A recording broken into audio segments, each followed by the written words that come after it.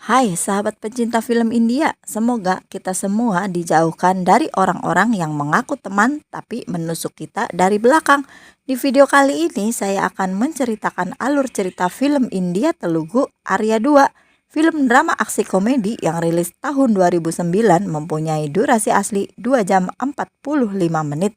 Film yang disutradarai Sukumar dibintangi stylish star Alu Arjun, Kajal Agarwal, dan Navdeep. Film ini berkisah tentang dua orang sahabat dari panti asuhan yang berbeda karakter dan berbeda nasib. Setelah dewasa, mereka mencintai gadis yang sama. Karena film ini super hit, mari kita bedah alur ceritanya.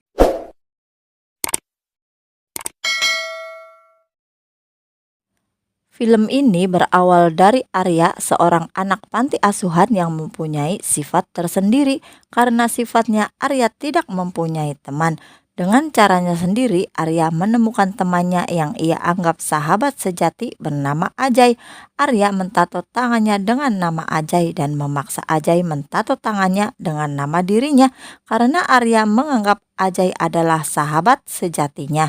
Tibalah suatu hari ada keluarga kaya yang hendak mengadopsi anak dan pilihannya adalah antara Arya dan Ajay.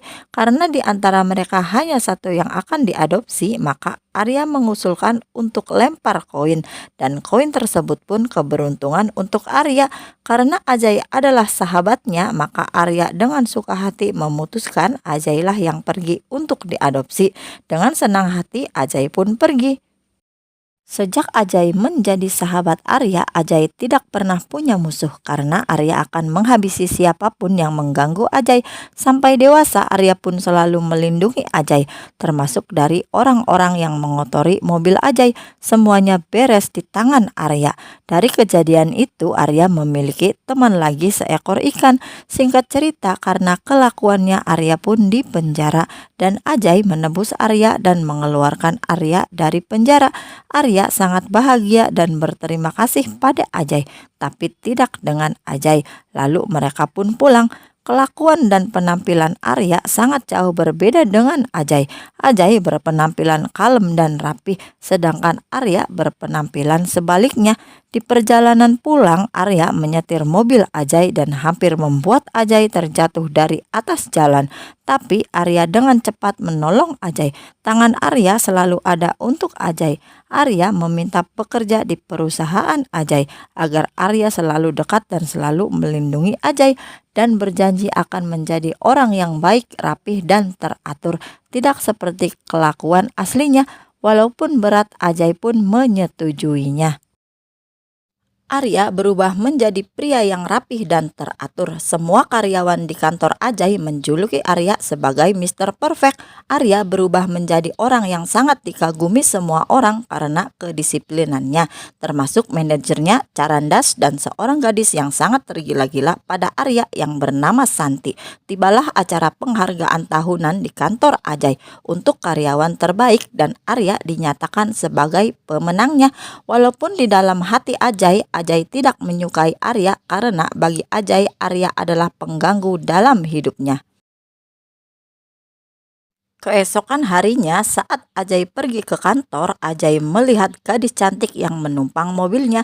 Dia adalah Gita dan Ajay pun jatuh cinta pada Gita sejak pandangan pertama.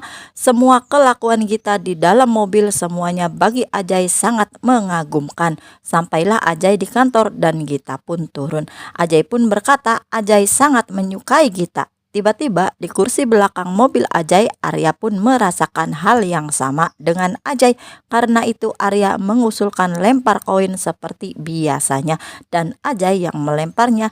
Ajay melakukan kecurangan pada koin tersebut agar dirinya menang dan bisa memiliki Gita. Tapi Arya berpikiran berbeda. Jika di antara Ajay dan Arya yang menang, maka sang pemenang akan memberikan taruhannya kepada yang kalah dengan suka hati, seperti yang biasa Arya lakukan untuk Ajay.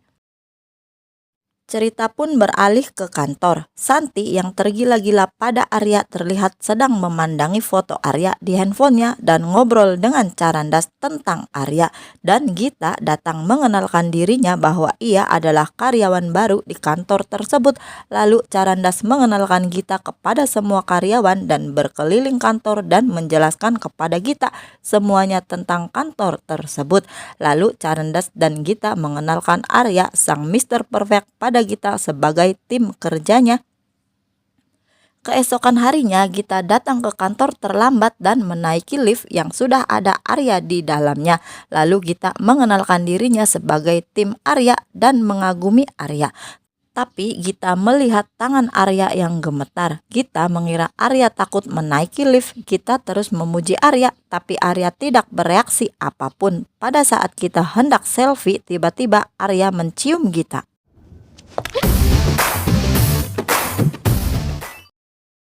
Gita terkejut lalu membanting teleponnya. Sementara Arya meninggalkan Gita begitu saja. Gita mengadukan kelakuan Arya pada Santi, tapi Santi tidak mempercayai Gita telah dicium oleh Arya karena Santi berpikir semua wanita pasti akan merasakan dicium Arya pada saat pertama mengenal Arya. Stella, teman kantor Santi, mengunggah gosip Gita dan Arya di berita kantor. Lalu Gita pun mengadukan Arya kepada Carandas. Carandas selalu berpikir Arya adalah orang yang sempurna. Carandas mengira Gita sedang berhalusinasi. Lalu Gita pun marah dan membanting telepon Carandas lalu pergi. Lalu Gita pun menemui bos perusahaan tersebut untuk mengadukan Arya. Gita pun terkejut ternyata bosnya adalah Ajay. Cerita pun beralih ke rumah Arya. Ajay menegur Arya karena sudah mencium Gita. Karena itu Gita ingin mengundurkan diri dari perusahaan Ajay. Tapi Ajay tidak ingin Gita keluar dari perusahaannya dan menyuruh Arya menulis surat permohonan maaf serta pengakuan Arya bahwa Arya sudah mencium Gita. Arya mencintai Gita sebesar cintanya pada Ajay. Karena itu Arya pun menyetujui permintaan Ajay. Keesokan harinya surat pengakuan Arya pun sampai di tangan Gita dan dibacakan oleh Carandas di depan semua rekan-rekan kantor Arya, termasuk Santi. Semua rekan Arya tidak mempercayai surat pengakuan tersebut. Karena itu Carandas menanyakan langsung kepada Arya tentang kebenaran surat tersebut. Dan iya saja tulisan tangan Arya tidak sama dengan tulisan tangan surat pengakuan Arya. Lalu Carandas dan rekan-rekan Arya menertawakan Gita yang sedang berhalusinasi.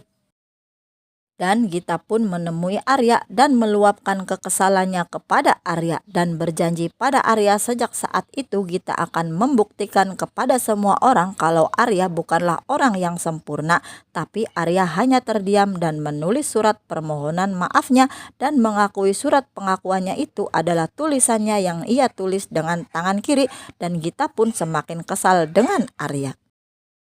Singkat cerita, saat Gita pulang kantor, rekan Gita menawarkan tumpangan untuk Gita. Awalnya Gita menolak, tapi Gita melihat Arya sedang memperhatikannya. Gita pun terpaksa menerima tawaran tersebut dan menumpang pulang satu mobil bersama rekannya.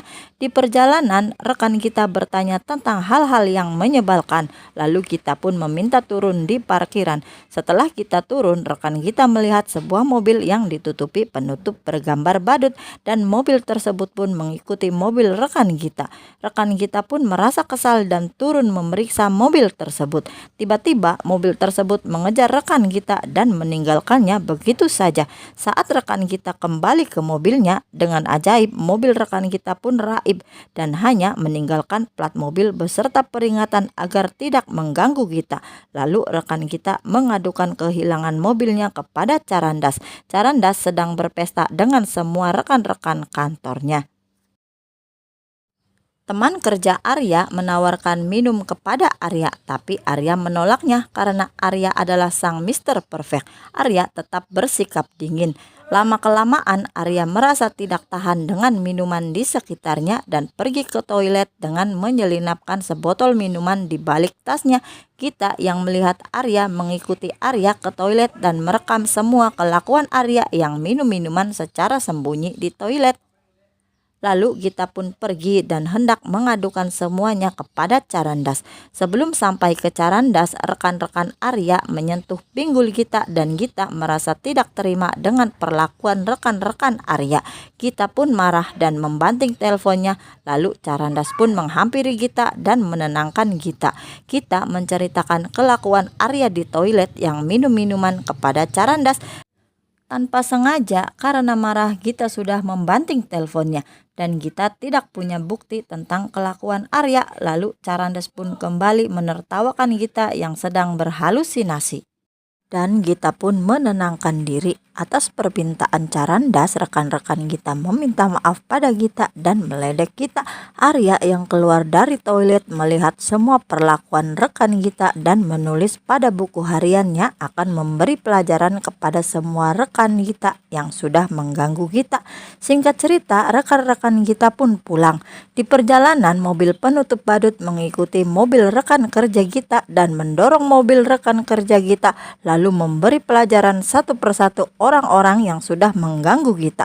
Tiba-tiba Arya pun datang dan menghajar semua rekan kerja Gita tanpa sepengetahuan rekan kerja Gita, dan selalu ia tulis di buku hariannya. Semuanya beres di tangan Arya, dan Arya mengambil ID card yang diambil rekan kerja Gita. Arya akan melakukan apapun untuk Gita karena Arya sangat mencintai Gita. Di dalam diam, Arya sering mencuri-curi pandang kepada Gita dan Gita tidak menyadari semuanya. Arya benar-benar melindungi Gita dari apapun. Singkat cerita, Gita mengadukan tentang dirinya yang kehilangan tempat tinggal kepada Arya. Tapi seperti biasanya Arya hanya terdiam. Lalu ada seseorang memberikan apartemen untuk tempat tinggal Gita dari kantor dan menghantar Gita ke apartemen tersebut. Gita pun mulai beradaptasi di tempat tinggal barunya. Arya membantu semua pekerjaan Gita dengan SMS. Semua yang Gita butuhkan Arya memberitahu Gita lewat SMS, termasuk menutup pintu kamar mandi sebelum Gita mandi. Tapi semua SMS Arya lenyap begitu saja di dalam handphone Gita dan Gita menganggap semuanya adalah halusinasi. Gita menonton film kesukaannya sambil makan. Gita berbicara kepada dirinya kalau Arya selalu hadir dalam hidupnya. Terkadang nyata, terkadang tidak nyata, dan Gita pun bingung dengan semua itu. Lalu Arya hadir di sampingnya dan memakan makanan Gita. Keesokan harinya Gita mengadukan kedatangan Arya kepada Carandas dan Arya telah makan makanan Gita. Tapi Carandas tetap tidak mempercayai Gita karena Gita tidak mempunyai bukti apapun dan tetap mengira Gita sedang berhalusinasi. Lalu Gita pun pulang dan melihat Arya ada di apartemennya sedang minum dan merokok. Arya mengucapkan selamat datang kepada Gita dan memberitahu Gita kalau hanya Gita yang mengetahui kalau dirinya adalah perokok dan pemabuk. Karena itu ia ada di apartemen Gita. Lalu Gita pun menelpon Carandas, tapi Gita mengurungkan niatnya karena Carandas pasti tidak akan mempercayainya. Lalu Gita pun merayu Arya untuk tetap minum dan merokok. Gita membuatkan telur kesukaan Arya dan dengan lahap dan suka hati Arya pun memakannya. Lalu Gita pun menyuruh Arya untuk tidur karena Arya sudah terlalu mabuk dan Arya pun tertidur. Lalu Gita menelpon Carandas, Santi dan rekan-rekannya untuk membuktikan kelakuan Arya adalah seorang perokok dan pemabuk untuk datang ke apartemennya. Lalu Carandas CS pun datang. Gita menunjukkan Arya kepada Carandas dan saat itu Arya masih tertidur pulas. Lalu Carandas membangunkan Arya dan mengatakan pada Arya, "Arya, apa yang dilakukan Gita di apartemenmu?" Lalu semua rekan-rekan Gita dan Carandas pun menertawakan Gita. Karena yang Gita kira tempat tinggalnya ternyata apartemen milik Arya. Gita pun merasa malu dan pergi masuk ke gudang dan Gita yakin kalau apartemen tersebut milik Arya karena di dalam gudang apartemen tersebut terdapat foto dirinya dan barang-barang kesayangan Arya. Lalu Gita pun terdiam dan menyesali semuanya. Arya menghampiri Gita dan mengungkapkan cintanya kepada Gita. tapi Gita tidak mempercayai Arya karena Arya sudah memberi kebingungan dalam hidupnya, lalu meminta Arya mengakui semua sisi buruknya kepada Carandas CS. Lalu Arya pun menuruti keinginan Gita dan mengakui sisi buruknya kepada Carandas CS, dan Arya mengungkapkan kembali cintanya kepada Gita. Tapi Gita malah membalas cintanya kepada Ajay. Lalu Ajay pun menghantar Gita keluar dari apartemen Arya.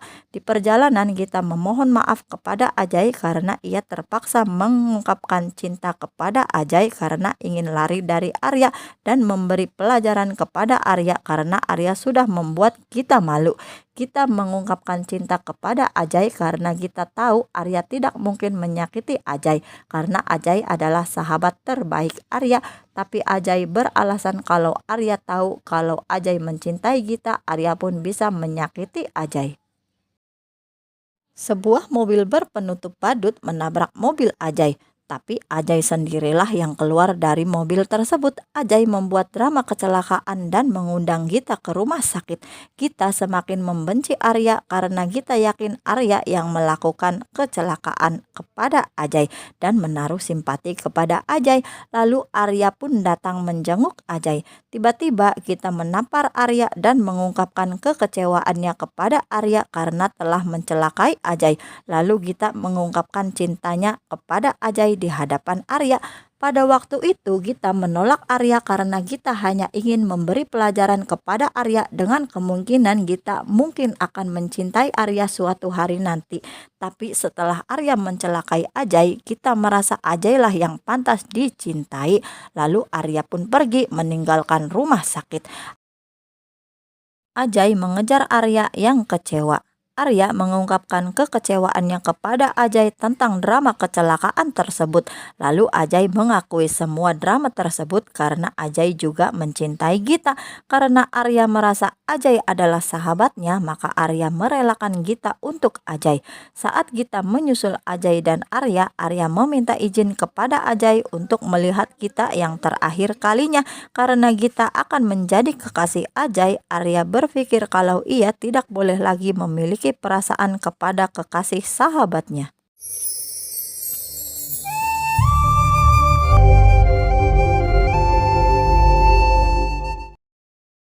Tiba-tiba telepon di kantong Arya berbunyi dan dikabarkan kalau Santi telah melakukan bunuh diri karena Arya sudah mengungkapkan cintanya kepada Gita, dan Arya pun menangis. Lalu keesokan harinya Ajay dan Gita menemui Arya yang sedang minum di sebuah klub bersama Santi. Ajay mengatakan kepada Arya kalau Santi masih hidup dan Arya telah berbohong tentang bunuh diri Santi. Arya menjawab karena Arya mencari alasan untuk menangisi cintanya kepada Gita.